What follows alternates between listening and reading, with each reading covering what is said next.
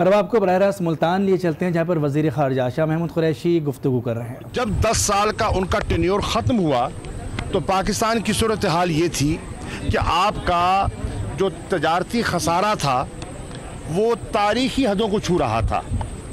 आपका जो मालियाती खसारा था वो ख़तरनाक हद तक बढ़ चुका था। आपकी जो मुल्क में सरमायाकारी थी वो, जिसको फॉरेन डायरेक्ट इन्वेस्टमेंट कहते हैं, वो बेतहाशा हद तक गिर चुकी थी। आपका जो कर्जा था उसमें कई गुना इजाफा हो चुका था।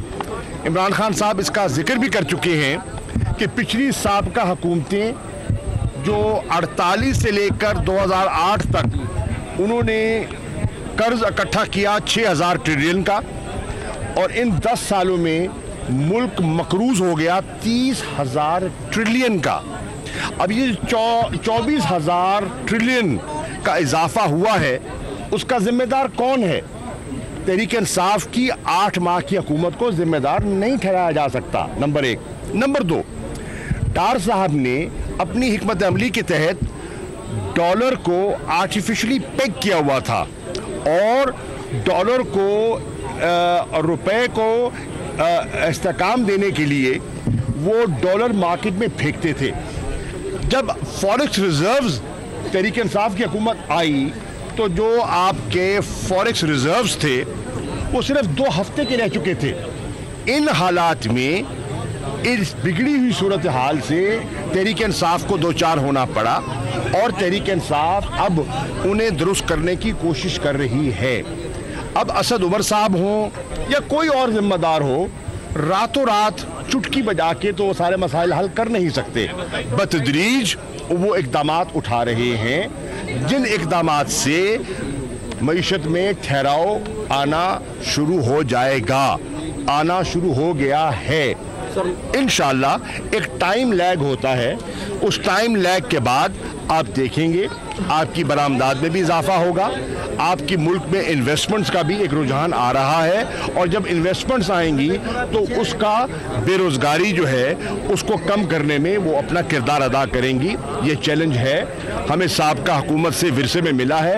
इंशाअल्लाह इस चैलेंज पर काबू पाना हमारी जिम्मेदारी है और अल्लाह मदद करेगा, हम इस पर काबू पा लेंगे। सर, मौलाना फजलुर रहमान कहते हैं हर मसले का हल हुकूमत को गिराना समझते हैं, क्या अगर आप शाम को आए तो मैं क्या करूं? अगर हुकूमत गिराना हर मसले का हल होता तो फिर कोई हुकूमत चल सकती नहीं। देखिए, अर्ज ये है, डेमोक्रेसी में एक तरीकाकार है। आप इलेक्शन करवाते हैं, लोगों से राय लेते हैं, लोग अपने वोट के जरिए अपनी पसंद नापसंद का इजहार करते हैं। 2018 में लोगों ने अपनी पसंद का इजहार कर दिया और उन्होंने तहरीक इंसाफ को मौका दिया हुकूमत बनाने का, हुकूमत चलाने का। अब 5 साल आप इंतजार कीजिए।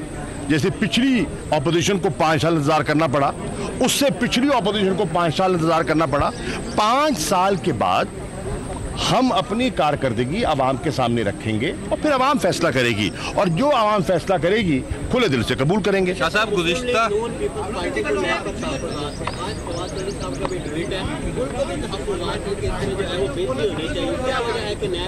देखिए, नैब मेरी नज़र में एक खुद मुख्तार इदारा है, वो हुकूमत के ताबे नहीं है। हम उसको इन्फ्लुएंस नहीं कर सकते, हम उसको दबाव में नहीं ला सकते, वो हमारी मर्जी के फैसले भी नहीं करेगा। नैब ने अपने फैसले करने हैं और खुद मुख्तार है। हमारी तवक्को ये है कि नैब करप्शन के तदारुक में हमारी मदद करे। करप्शन का तदारुक तहरीक इंसाफ के एजेंडे का एक अहम सुतून है। हम चाहते हैं करप्ट अनासिर, चाहे वो किसी जमात से हों, उनकी बेखनी होनी चाहिए, और इस तबका जो पाकिस्तान के ख़जाने को नुकसान पहुंचा चुका है उसका एहतसाब होना चाहिए। नैब से कौम तवक्को करती है वो बग़ैर रियायत के, बग़ैर दबाव के करप्शन फ्री पाकिस्तान की मंजिल की तरफ आगे बढ़ता चला जाएगा। इंडिया जो है पाकिस्तान में दहशतगर्दी करवा रहा है, ये क्वेटा चमन धमाके जो है ये भी, इसमें भी हमें लगता है कि अफगानिस्तान के थ्रू इंडिया मुलव्वस है। इंडिया में जब कुछ होता है तो वो शोर बजा देते हैं और हमारा जीना हराम कर देते हैं, हम पर हमले भी करते हैं। इस दहशतगर्दी पर पाकिस्तान की हुकूमत की तरफ से आलमी सतह पर कोई नजर नहीं आ रही मूवमेंट हमें कि जी इंडिया हमारे बुनियादी तौर पे फर्क ये है, अगर हिंदुस्तान या भारत गैर जिम्मेदाराना बयानबाजी करेगा तो पाकिस्तान को ऐसा नहीं करना। हमने पॉलिटिकल पॉइंट स्कोरिंग नहीं करनी, हमने नंबर नहीं टांकने, हमने दिखावे की बातें नहीं करनी, हमने तहकीक करनी है। और तहकीक पे हमने इस नतीजे पे पहुंचना है कि जो अलमनाक वाक़या कोयटा में हुआ है, जिसमें मासूम लोग शहीद हुए हैं, ज़ख्मी हुए हैं, और हज़ारा कम्युनिटी जो है जो बहुत वहाँ बड़ी अच्छे लोगों पर मबनी है, बड़े सुलझे हुए लोग हैं, पढ़े लिखे लोग हैं और मेहनती लोग हैं, उनको गाए बगाए निशाना बनाया जाता है। देखना ये है कि क्या इस दहशतगर्दी के पीछे फिरकावारियत है, क्या इस दहशतगर्दी के पीछे कोई बैरूनी हाथ है। तहकीक के बाद हम बात करेंगे, हम भारत का रवैया नहीं अपनाएंगे। तो आपने भारत की मुमकिन जारियत पर आलमी दुनिया को पैगाम दिया था, बताइएगा सर कि क्या खतरा अभी तक मौजूद है और आलमी तरफ मैं पहले भी अर्ज कर चुका हूं कि भारत में इंतखाबात हो रहे हैं, उनका आगाज हो चुका है। ये मरला मुकम्मल होगा 19 मई को। 19 मई तक हमें मोहतात रहने की ज़रूरत है। सर वज़ीर-ए-आज़म पाकिस्तान जो है जल्द चाइना के दौरे में रवाना हो रहे हैं, क्या कहेंगे? वो और ईरान भी जा रहे हैं, पाकिस्तान के लिए मुफीद साबित हो सकता है? जी इंशाल्लाह वज़ीर-ए-आज़म 2 ममालिक का दौरा करने वाले हैं। पहले वो तशरीफ़ ले जाएंगे ईरान, हमारा पड़ोसी मुल्क है और ईरान के साथ अच्छे ताल्लुकात और पुरअमन उसके साथ एक बॉर्डर मेंटेन करना पाकिस्तान की ज़रूरत भी है और पाकिस्तान के मफाद में भी है, नंबर 1। और उसके बाद वो फिर 25 तारीख को तशरीफ़ ले जाएंगे चीन में सदर शी जिनपिंग ने उनको दावत दी है बतौर मेहमान ख़ास। वो जो बेल्ट एंड रोड फोरम है उसकी जो ओपनिंग सेरेमनी है उसमें वो शिरकत फरमाएंगे और उनका एक की नोट एड्रेस भी होगा। तो वो मेहमान ख़ास होंगे, वहाँ खिताब भी करेंगे और उसके साथ साथ चीन की क़यादत के साथ मुज़ाकरात भी होंगे। और इंशाअल्लाह मैं भी जा रहा हूँ, जापान जा रहा हूँ। जापान भी हमारा एक इम्पॉर्टेंट डेवलपमेंट पार्टनर है और इंशाअल्लाह ईरान, जापान और चाइना के 3 अहम ममालिक के साथ हमारे अगले चंद दिनों में हमारा इंटरेक्शन होना है। और हमारी ख्वाहिश ये है कि हम अपने जो खारजा अमूर के हमारे जो अहदाफ हैं हम उनको हासिल करें।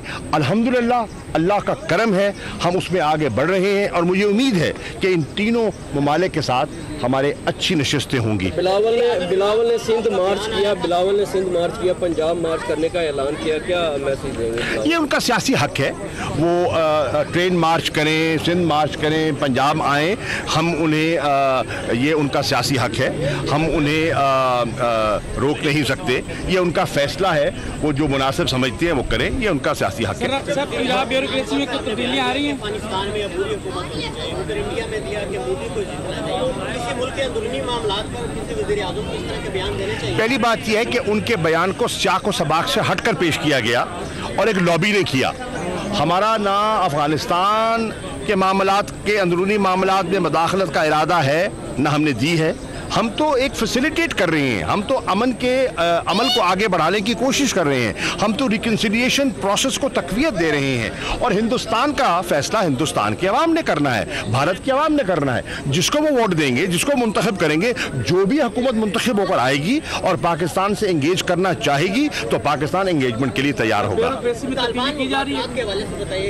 ब्यूरोक्रेसी में तब्दीली तो गाय बगाई होती रहती है और ये कोई ऐसी नई बात नहीं है। सूबे का मामला बिल्कुल ही जो है ना वो ठंडा पड़ गया है, बल्कि सेक्रेटरीट का मामला भी ठंडा पड़ गया है। इस हवाले से क्या आपकी नज़र में ठंडा पड़ गया होगा, मेरी नज़र में ठंडा नहीं पड़ा। मैं समझता हूँ कि ये हमारा एक अहम हमारा पुख्ता इरादा है, हमारा अज़्म है और इस पर इंशाअल्लाह हम आगे बढ़ने का इरादा रखते हैं। हमें इल्म है कुछ कुव्वतें हैं कुछ कुव्वतें हैं जो कुछ पोरस के हाथी हैं जो इस मसले में रुकावट डालना चाहते हैं और खलल पैदा करना चाहते हैं, लेकिन हमारा इरादा पुख्ता है ताकि जनूबी पंजाब को उसका तशख़्ख़ुस मिले।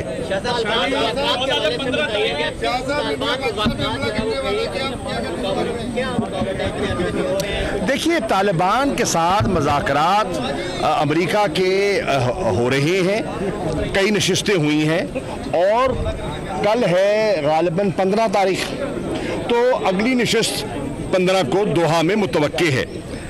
हमारी ख्वाहिश है, कोशिश है, हम मावनत कर रहे हैं, फैसिलिटेट कर रहे हैं कि ये नशिस्तें जो हैं ये नतीजा खेज साबित हों और ये जो प्रोसेस है ये अपने मंतकी अंजाम को पहुँचे।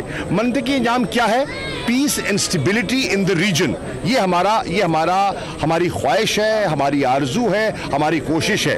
अब ये मसला पेचीदा है, ये कभी आसान ना था ना है। रखना अंदाजी होती रही है, होती रहेगी। रुकावटें डालने वाले मौजूद हैं, स्पॉयलर्स मौजूद हैं, उसके बावजूद हमने अल्लाह पे भरोसा किया है और हमारी नीयत नेक है।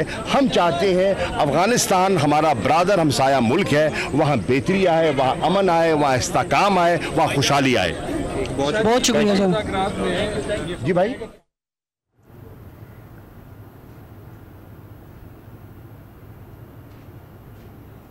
वज़ीर ख़ारिजा शाह महमूद कुरैशी मुल्तान में मीडिया से गुफ्तगू कर रहे थे। उन्होंने कहा कि 5 साल के बाद अपनी कारकर्दगी अवाम के सामने रखेंगे, अवाम जो फैसला करेगी उसको कबूल करेंगे। उन्होंने ये भी कहा कि साबका हुकूमतों ने कर्ज इकट्ठा किया और 10 सालों में मुल्क को मखरूज कर दिया और अब तहरीक इंसाफ की 8 माह की हुकूमत को जिम्मेदार नहीं ठहराया जा सकता।